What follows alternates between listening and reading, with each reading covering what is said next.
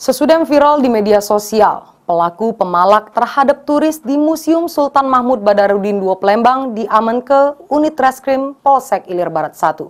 Pelaku mengaku minta duit 5.000 pada turis, cuma untuk beli makanan. Udah minta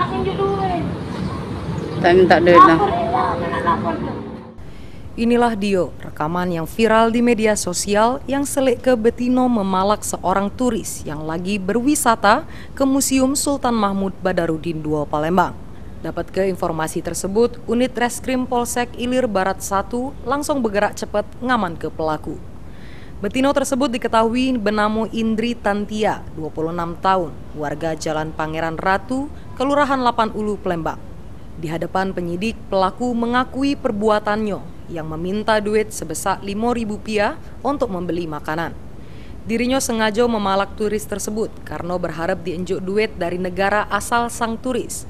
Sesudah diaman ke polisi, dirinya pun mengaku menyesal sudah melakukan hal tersebut. Dia lagi berfoto sama di patung Buddha itu, aku deketi dia minta duit 5.000. Alasan kita minta itu? Beli nasi. Minta berapa? 5.000.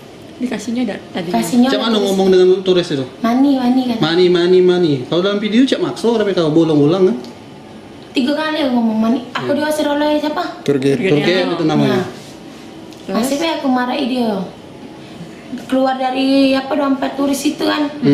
Dia yang nunjuk aku 5.000. Iya. Oh, sudah dikasih 5.000. Belari aku sudah tuh. Belari. Iya, itulah cuma.